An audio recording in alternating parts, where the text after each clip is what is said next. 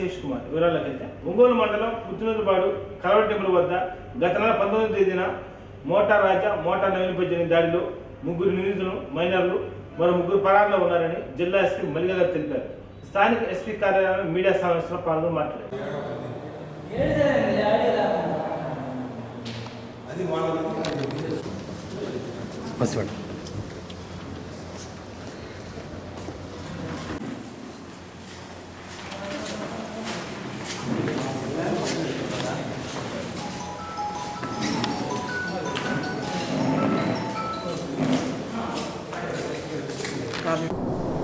So ఇక్కడ details ఏమున్నాయి that ఇక్కడ విక్టిమ్ మోటా Naveen age 26 years ST Yerukula.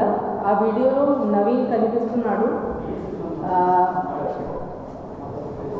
Naveen basically he is resident of Ongole. అతను మీద చాలా కేసెస్ ఉన్నాయి. అతను డీసీ షీటర్ అంటే డాజియర్ క్రిమినల్ ఉన్నాడు. అతని మీద 28 క్రైమ్స్ ఉన్నాయి and plus 15 cases before 2015 also. And అతనికి కన్విక్షన్ కూడా వచ్చింది.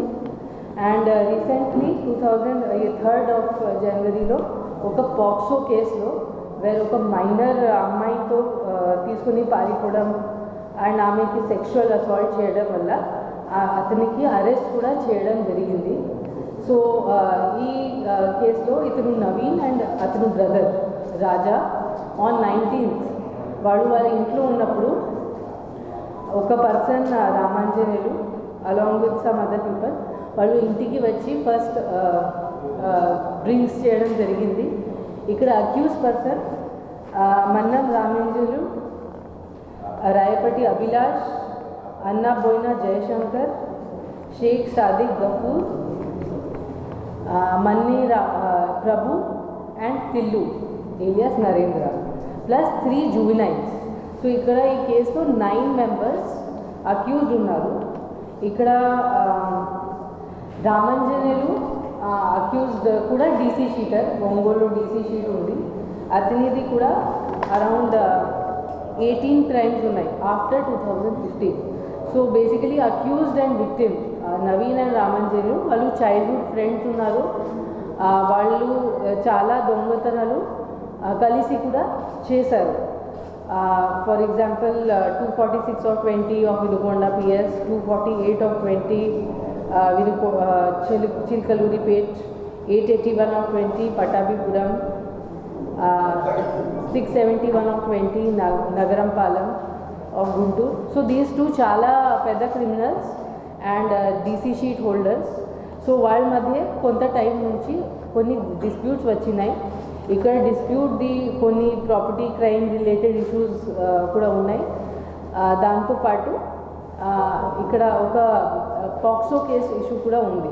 సో బేసికలీ ఒక అబ్బాయి accused, he is also accused in this case, Abhilash, caste by SC Madiga.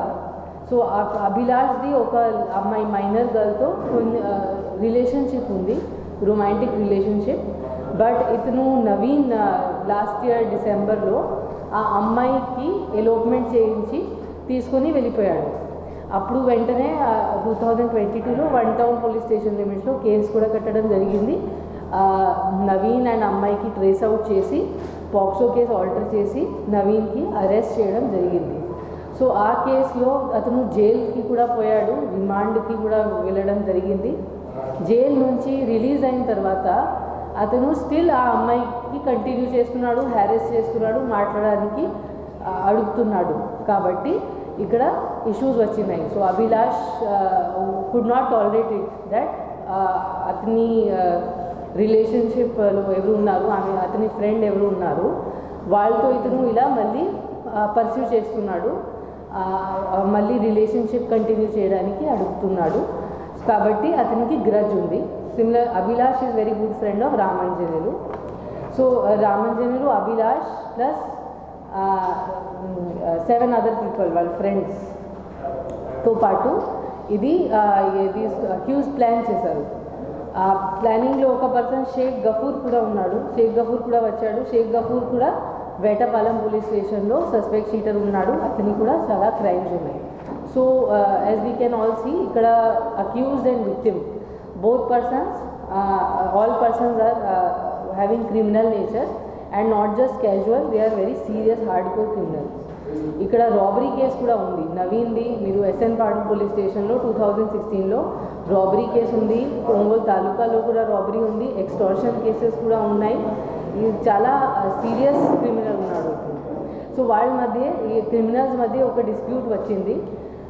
So then Ramanjaneyulu ఇంటికి నవీన్ ఇంటికి పోయి కొంతమందితో పాటు అక్కడ వాళ్ళు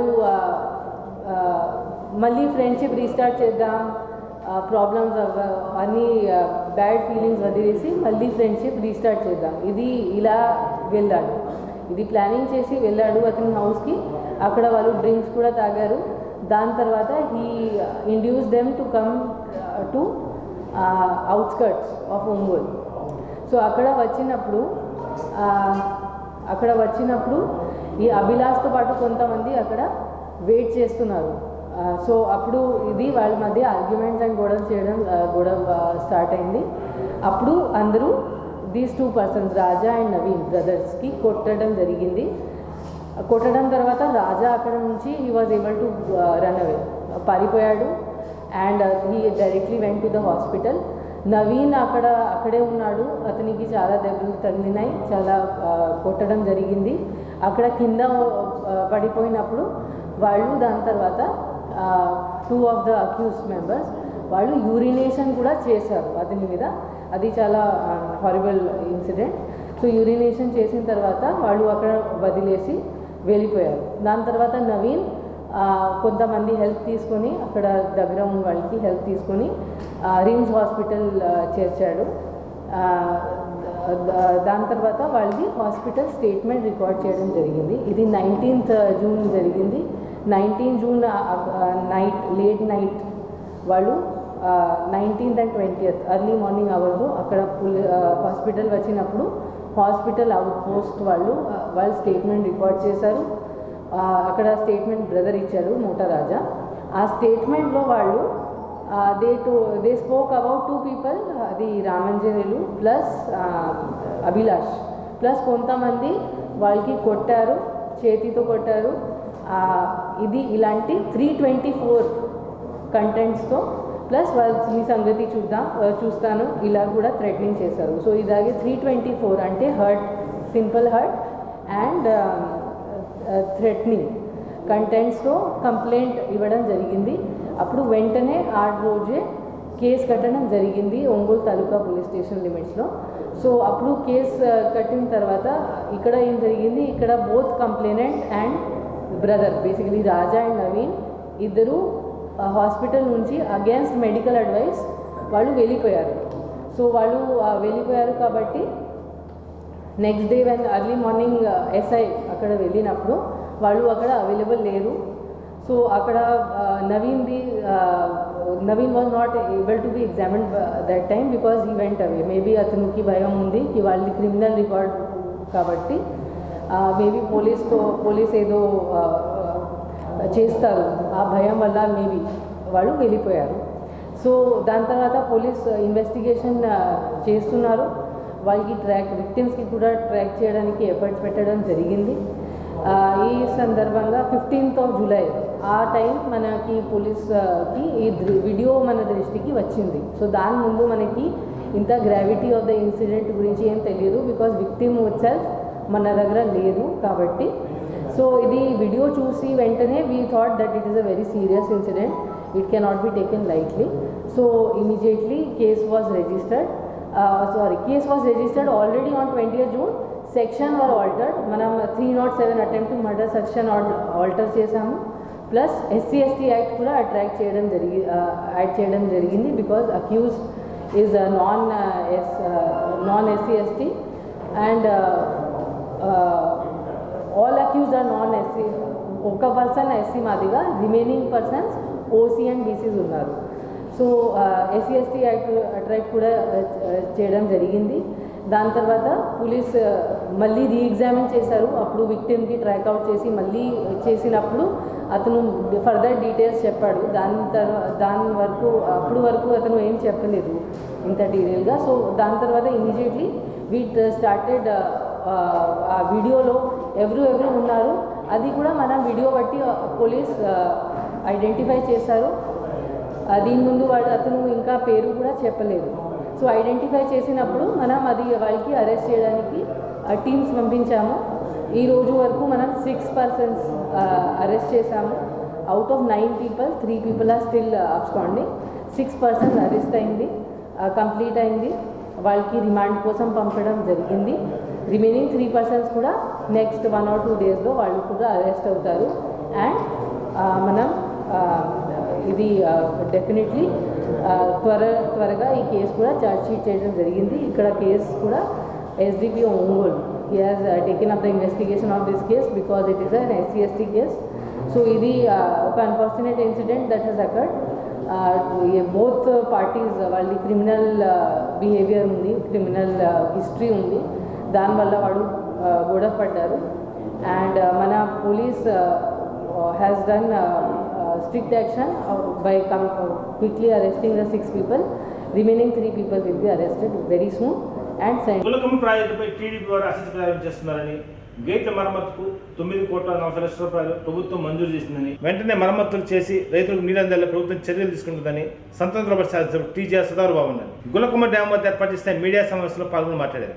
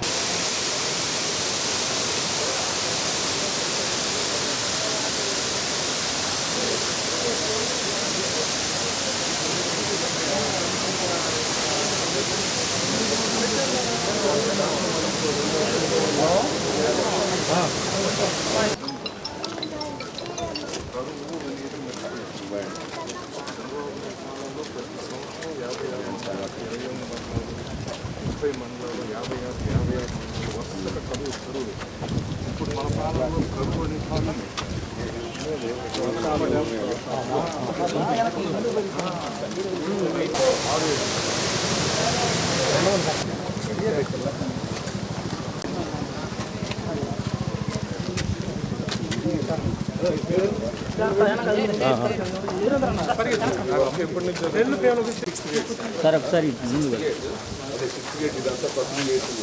మీడియా వాళ్ళ తీసుకోండి.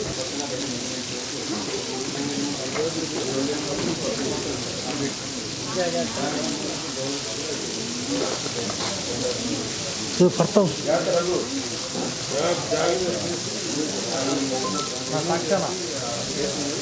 అరే నువ్వు కూడా ఆ మాట ఉండేవాడు లాస్ట్కి. నీకు కావాల్సిన నేను కాపీ చేస్తాను. ఎప్పుడు చేసి చెప్తావు?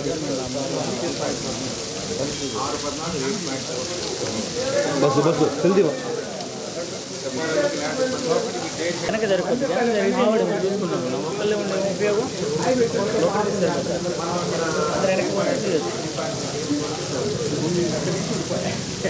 అదే నాకు అడ్డుకోవడంగా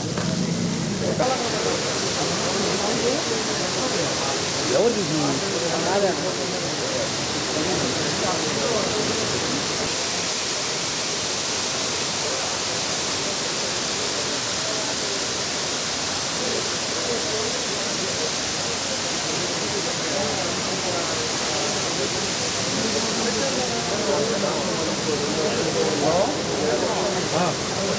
వెనక జరిపోతుంది చూసుకున్నాను ఒకళ్ళే ఉండే ఉపయోగం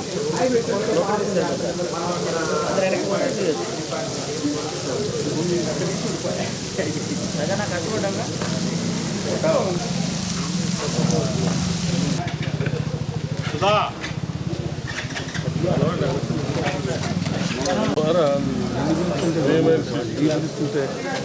నిన్ను పిలుస్తుంటే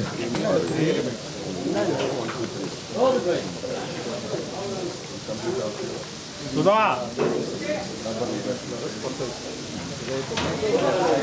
బాటం తీసి వేసేసి అది దిగిచ్చే ముందే ఇదంతా మొత్తం ఫ్యాన్ బ్యాక్ చేసేసి మొత్తం ఫ్యాన్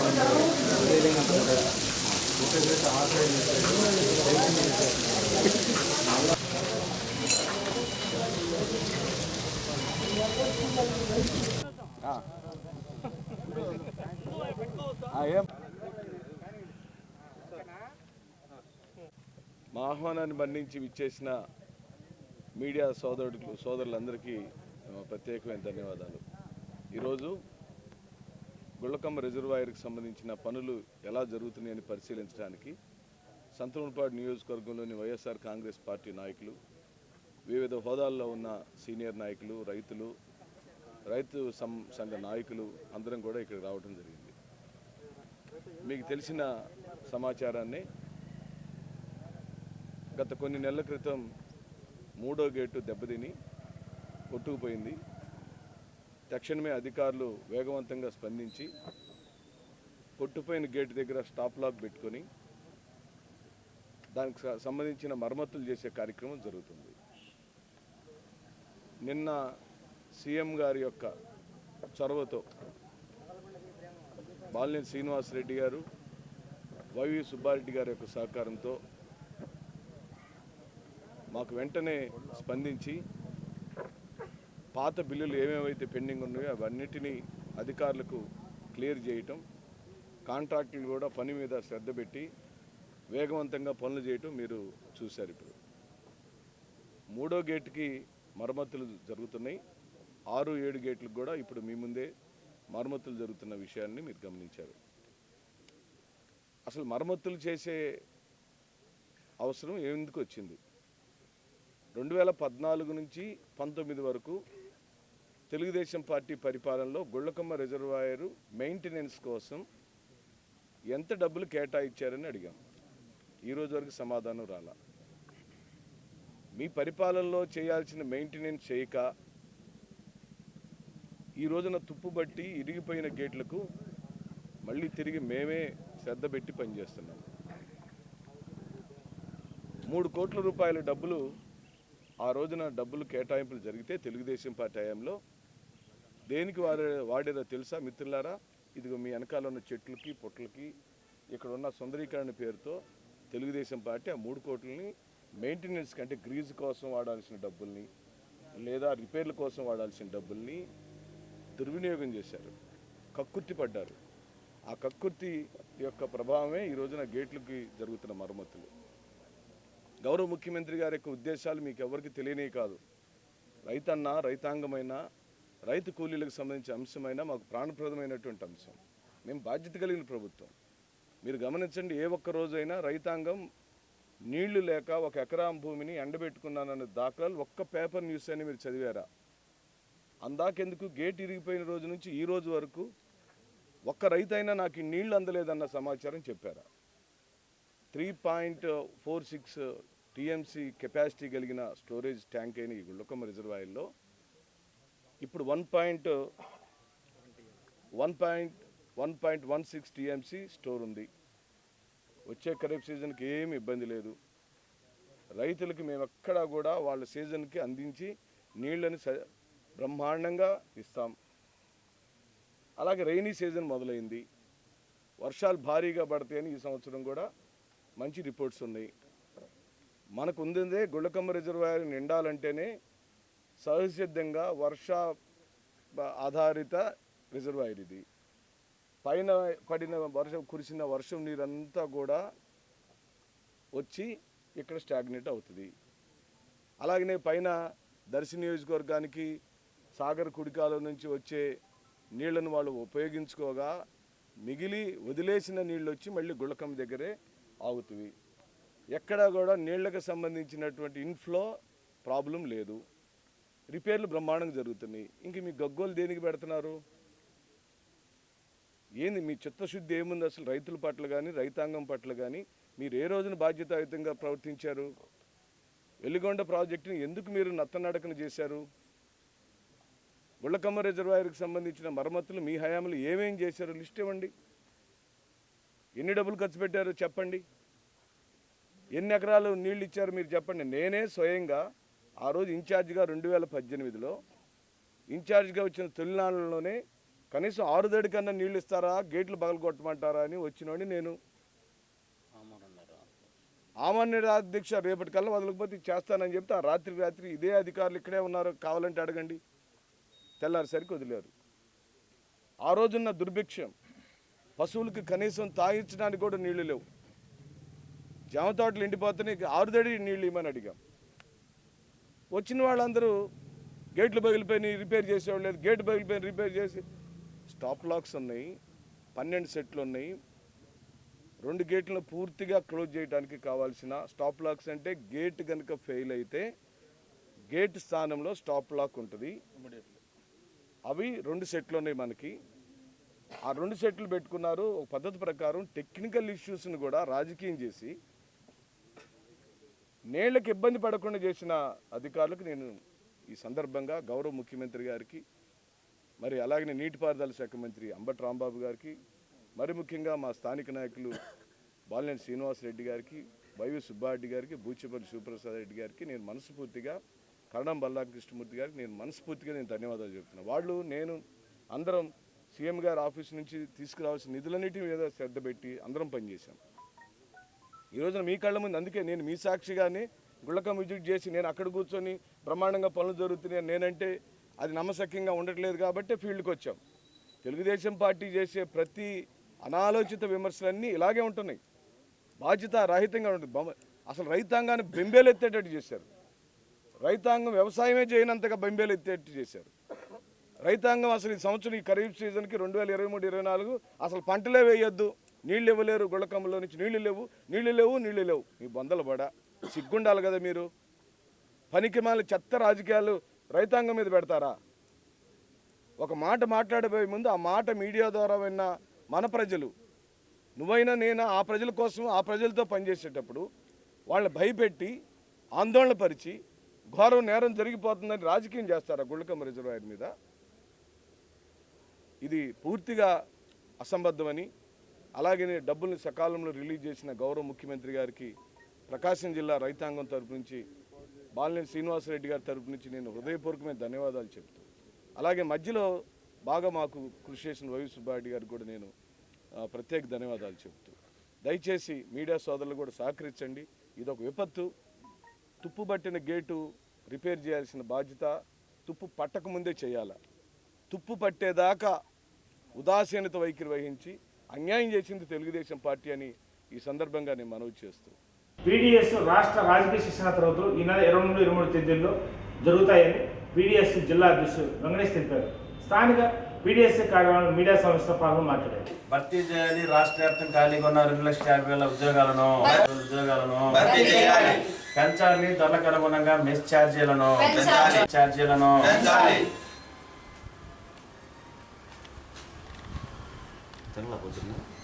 జయప్రదం చేయండి పీడిఎస్ రాష్ట్ర రాజ్య శిక్షణ తరగతుల్ని జయప్రదం చేయండి 22-23 తేదీలో జరుగు రాష్ట్ర రాజ్య శిక్షణ తరగతుల్ని పరిష్కరించాలి విద్యారంగ సమస్యల్ని పుస్తకాలను ఉచితంగా ఇవ్వాలి ఇంటర్మీడియట్ విద్యార్థులకు పాఠ్య పుస్తకాలను నా పేరు రాజశేఖర్ పీడిఎస్ రాష్ట్ర ప్రధాన కార్యదర్శి. మిత్రులారా, ప్రగతిశీల ప్రజాస్వామ్య విద్యార్థి సంఘం పీడిఎస్ రాష్ట్ర రాజ్య శిక్షణా తరగతుల్ని జూలై 22-23 తేదీలలో కడప నగరంలో నిర్వహిస్తాను. ఈ క్లాసులకి రాష్ట్ర వ్యాప్తంగా విద్యార్థులు అట్లనే యూనివర్సిటీ వ్యాప్తంగా విద్యార్థులు ప్రొఫెసర్స్ హాజరవుతున్నారు. ఈ క్లాసుల్ని ప్రకాశం జిల్లాలో కూడా విద్యార్థులు హాజరయ్యి జయప్రదం చేయాలని చెప్పేసి కోరుతా ఉన్నాం. ప్రధానంగా ఈ క్లాసుల్లో కేంద్ర రాష్ట్ర ప్రభుత్వాలు తీసుకొస్తున్న నూతన విద్యా విధానాల మీద చర్చను జరుగుతూ ఉంది. అట్లానే నరేంద్ర మోడీ 9 ఏళ్ల పరిపాలనలో మొత్తం దేశవ్యాప్తంగా నిరుద్యోగం పెరిగిపోయింది. అట్లనే నూతన జాతీయ విద్యా విధానం మీద మొత్తం ప్రభుత్వ విద్యని ధ్వంసమవుతూ ఉంది. దీని గురించి మేము తీవ్రంగా చర్చించబోతున్నాం. అట్లనే ఇవాళ మనం చూస్తే రాష్ట్రంలో జగన్మోహన్ రెడ్డి ప్రభుత్వం 5 ఏళ్ళుగా వస్తూ ఉంది. నేను అధికారంలోకి వస్తే కేజీ టు పీజీ వరకు ఉచిత విద్యను అందిస్తాను జగన్మోహన్ రెడ్డి. ఇప్పటికి 4 ఏళ్ళుగా వస్తుంది. ఈ రాష్ట్రంలో మొత్తం విద్యారంగం అస్తవ్యస్తమైపోయింది. ఒకవైపున నాడు నేడు ప్రకారం పాఠశాలను డెవలప్ చేస్తామంటూనే మరొక వైపున పాఠశాల ధ్వంసం చేస్తున్న పరిస్థితి చూస్తూ ఉన్నాం. ఏదంటే రాష్ట్ర కేంద్రంలో ఎక్కడ కూడా అమలు చేయని విధంగా ఈ రాష్ట్ర నూతన జాతీయ విద్యా విధానం అమలవుతోంది. ఫలితంగా 3, 4, 5 తరగతుల వల్ల హై స్కూల్లో విలీనం అయిపోయిన పరిస్థితి కనిపిస్తున్నాం. ఆటోమేటిక్గా ఇవాళ ఎస్సీ ఎస్టీ గిరిజన ప్రాంతాల్లో ఉన్నటువంటి ఎలిమెంటరీ పాఠశాల ఇవాళ మూతపడి రెండో వైపు మేము విజ్ఞప్తి చేస్తా ఉన్నాం. జూనియర్ కాలేజ్ చదివే విద్యార్థులు గతంలో ఎప్పుడూ లేదు. గతంలో పాఠ్యపుస్తకాలు ఇచ్చే పరిస్థితి ఉంది. కానీ ఇవాళ జగన్మోహన్ రెడ్డి అమ్మఒడి ఇస్తున్నాననే పేరుతోటి ఇవాళ ప్రభుత్వ జూనియర్ కాలేజ్ విద్యార్థులు ఇవాళ పాఠ్యపుస్తకాలు ఇవాళ ఇవ్వటం ఆపేశారు. పుస్తకాలు ఇవ్వకుండా చదువులు ఎలా ముందుకు పోతాయి ఇవాళ మేము ప్రశ్నిస్తాను. అట్లనే ఇవాళ రాష్ట్ర వ్యాప్తంగా 50,000 డిఎస్సీ పోస్టులు ఖాళీగా ఉంటే ఇవాళ పోస్టులు భర్తీ చేయకుండా ఇవాళ కాలయాపన చేస్తున్నారు. ఇవాళ నువ్వు పాఠశాలలకి రంగులేసినంత మాత్రాన ఉపాధ్యాయులు నియమించకపోతే బోధన ఎలా జరుగుతుంది ఇవాళ మేము ప్రశ్నిస్తామని మిత్రులరా. అందుకని ఇవాళ ఈ రాజకీయ శిక్షణా తరగతుల్లో అనేక విషయాల్ని చర్చించబోతా ఉన్నాం. ఇవాళ మరో వైపున ఉన్నత విద్య ఇవాళ కుంటుపడిపోయింది. ఇవాళ అన్ని యూనివర్సిటీల్లో వీసీల పోస్టులు ఖాళీగా ఉన్నాయి, టీచర్ పోస్టులు ఖాళీగా, లెక్చర్ పోస్టులు ఖాళీగా ఉన్నాయి. మరి రాష్ట్ర వ్యాప్తంగా యూనివర్సిటీలు 80% పోస్టులు ఇవాళ ఖాళీగా ఉంటే యూనివర్సిటీ ఎలా అభివృద్ధి చెందుతాయి ఇవాళ మేము ప్రశ్నిస్తా ఉన్నాం. ఇక్కడ ఒంగోలు నగరంలో ఆంధ్రప్రదేశ్ యూనివర్సిటీకి కనీసం రూపాయి కూడా నిధులు విడుదల చేయకుండా ఇవాళ జాప్యం చేస్తా ఉంటే యూనివర్సిటీ ఎలా అభివృద్ధి అని చెప్పి మేము ప్రశ్నిస్తాను మిత్రులరా. అందుకని రేపు జరుగుతున్న రాష్ట్ర శిక్షణ తరగతుల్లో అన్ని విషయాలు మేము చర్చించబోతా ఉన్నాం. భవిష్యత్తులో పెద్ద ఎత్తున ఆందోళన చేస్తాం. ఈ సమస్యను పరిష్కారం చేయకపోతే రాష్ట్ర వ్యాప్తంగా జగన్మోహన్ రెడ్డిని ముట్టడిస్తాం కూడా తెలియజేస్తున్నాం. ఈ స్థాయిలో ఆగస్టులో కూడా రాష్ట్ర వ్యాప్త విద్యాసంస్థల బంద్ కూడా మేము పిలువడం జరుగుతుంది. కాబట్టి విద్యార్థులు ఈ క్లాసులకు హాజరు కావాలని చెప్పేసి. పేరు మానస. ఈ నెల 22, 23 కడపలో జరిగే రాష్ట్ర రాజకీయ శిక్షణ తరగతులను జయప్రదం చేయాల్సిందిగా కోరుతున్నాం. ఒంగోలు నగరంలో గిరిజనులపై మూత్రం పోసే సంఘటనలో పోలీసులు ప్రభుత్వ స్పందన నామాత్రంగా ఉందని కాంగ్రెస్ పార్టీ మాజీ ఎంపీ హర్ష్ కుమార్ అన్నారు. స్థానిక జిల్లా ఎస్పీ కార్యాలయం బయట ఏర్పాటు చేసిన మీడియా సమావేశంలో పాల్గొని మాట్లాడుతున్నారు.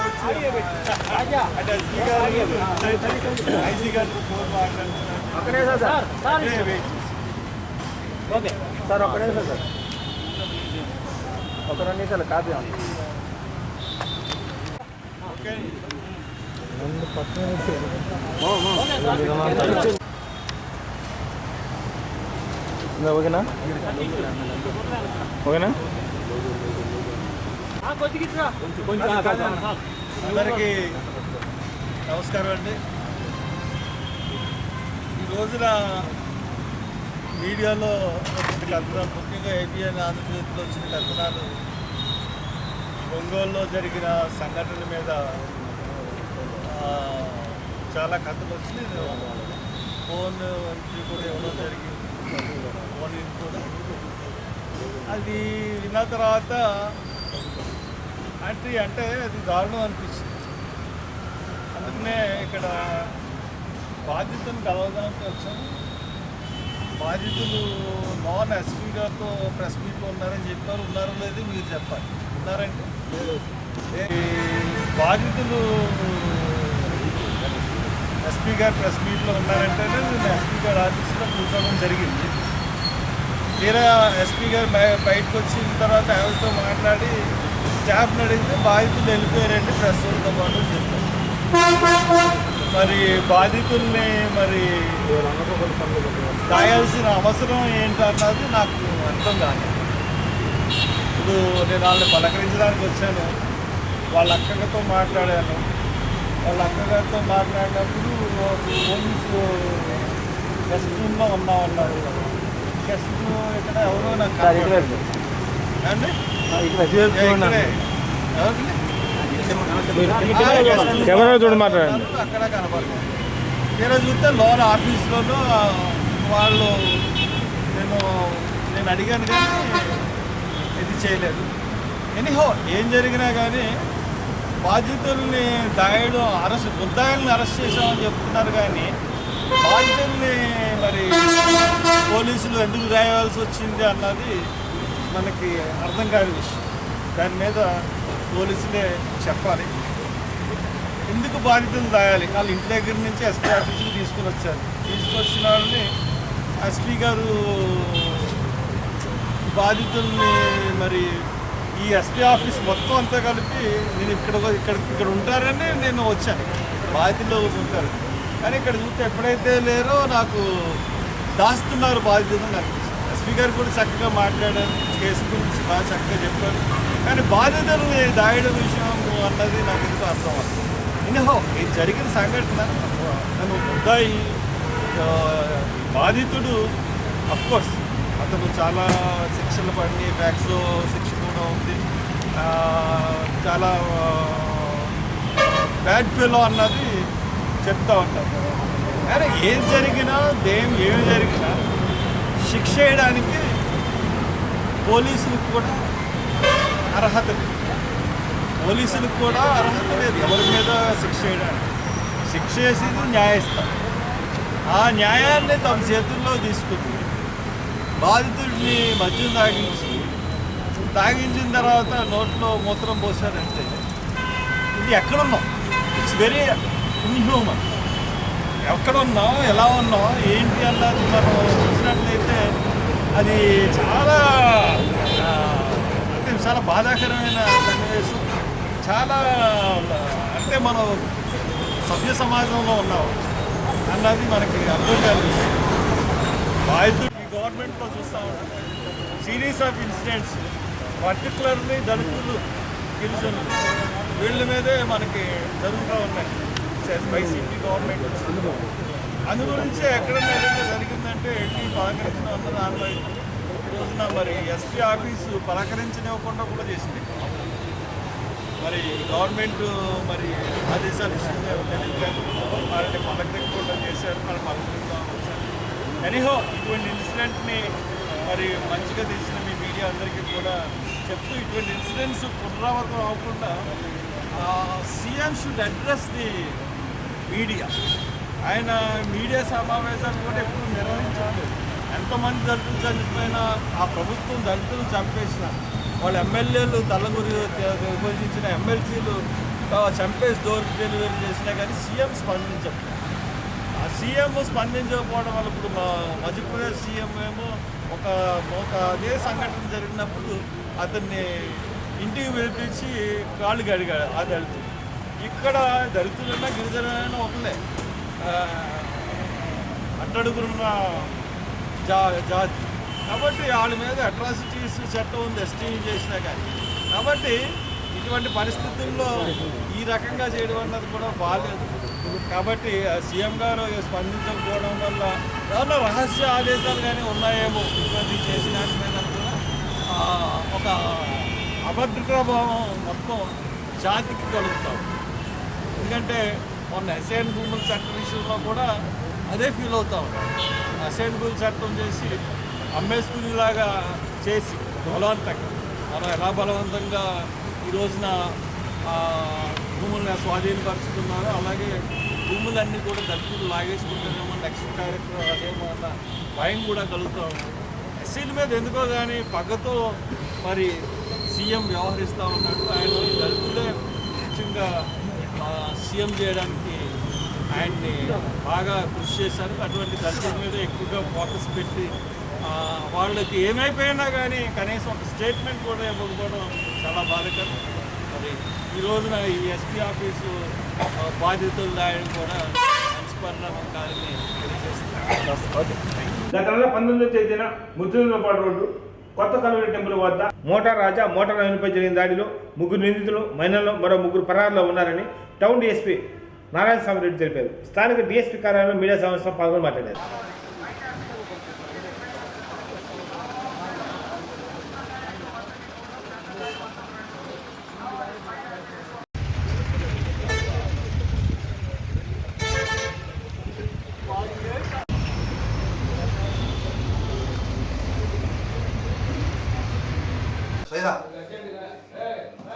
సైదా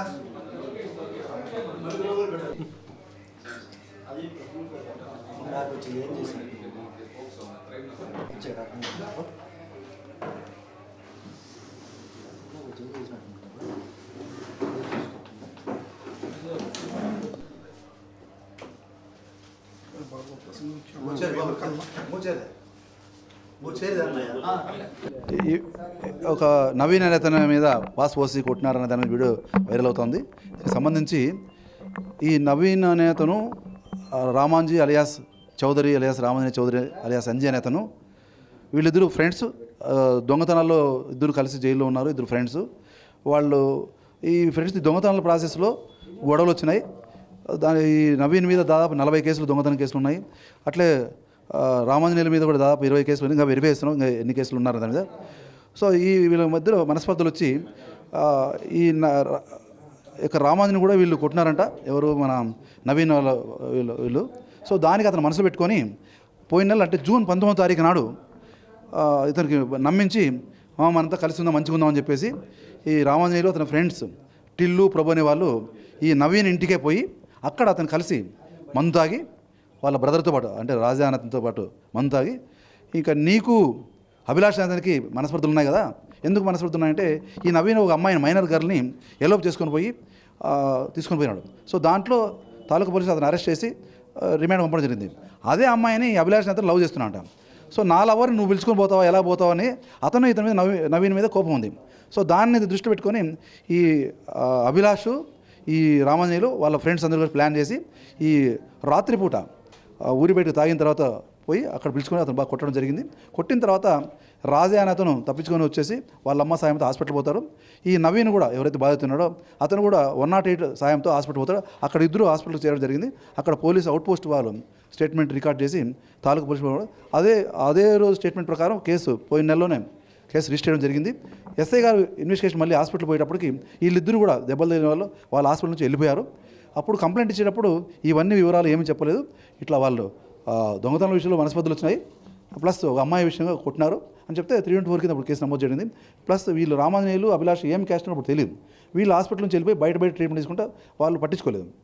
ఆ తర్వాత ఈ విషయాలను మా దృష్టికి వచ్చినప్పుడు ఎస్పీ గారు ఒంగోలు ఎస్పీ గారు దీని 15th of this month ఆ సెక్షన్ని 307 వాళ్ళు పిలిపించి స్టేట్మెంట్ రికార్డ్ చేసుకొని అటెంప్ట్ మర్డర్ కింద ప్లస్ SC/ST అట్రాసిటీ కింద నమోదు చేసి వాళ్ళని 6 మంది దీంట్లో అరెస్ట్ చేయడం జరిగింది. ఇంకా 3 అరెస్ట్ చేయాల్సి ఉంది. వాళ్ళు బయట అప్స్కానింగ్లో వాళ్ళు పట్టుకొచ్చి రిమాండ్ చేస్తాం. ఇట్లా సంఘటన సీరియస్ తీసుకున్నాం. అతను చాలా నేరస్తుల్లో వీళ్ళు ఫ్రెండ్స్ ఇద్దరి మధ్య నేరస్తుల మధ్యలో జరిగినటువంటి ఒక ఇష్యూ ఇది. ఇంకోటి కూడా ఏమంటే రామాంజనేయుల మీద కూడా వీళ్ళు ఇంతకుముందు కొట్టినప్పుడు ఈ నవీన్ వీళ్ళు కూడా పాస్ పోసినారు చెప్తున్నారు. అది కూడా అతను అరెస్ట్ చేస్తే విషయాలు తెలుస్తాయి. We have taken it very serious. ఇంకా 3 అరెస్ట్ చేయాల్సి జరిగింది. వాళ్ళు ఇక్కడ ఆ రోజు ఇక్కడ నగర శివారులో మందు తాగలేదు, ఇంటికాడ తాగిపోయినారు. తాగి అక్కడ కొట్టుకున్నారు. It's matter of 5 to 10 minutes అయిపోయింది. అది రాత్రి వేళ జరుగుతుంది. ఎవ్రీడే మేము పెట్రోల్ చేస్తున్నాం. చాలామంది ఓపెన్ ప్లేస్ డ్రింకింగ్ చాలామంది రోజుకు మా సబ్ డివిజన్ దాదాపు 40-50 మంది మీద రోజు కేసు నమోదు చేసి ఇమీడియట్ చట్ట ప్రకారం వాళ్ళు శిక్షిస్తున్నాం. ప్రతిరోజు దీని మీద నిఘా ఉన్నది. ఇట్లాంటి సంఘటనలు ఏమి రాలేదు. ఇది కూడా మన దృష్టికి తేలేదు. పోయిన నెలలో జరిగింది. వాళ్ళు చెప్పలేదు, అసలు వాళ్ళకే తెలియదు ఏం జరిగింది. సోషల్ మీడియాలో ఇప్పుడు అంతా వచ్చింది. ఇప్పుడు నిన్న వచ్చింది, ఈరోజు వచ్చింది. మేము దీని ముందే స్పందించి వాళ్ళ మీద వాళ్ళు ముద్దాయిల కోసం వేటాడడం జరిగింది. ఈ ప్రాసెస్లో అరెస్ట్ చేయడం జరిగింది. డెఫినెట్గా we are taking very serious action arrest this criminal మీద కానీ తాగుబోతుల మీద డెఫినెట్గా యాక్షన్ తీసుకుంటాం. దీంట్లో ఎవరిని ఉపేక్షించే ప్రసక్తి లేదు. వార్తలకు సమర్థం. నమస్కారం.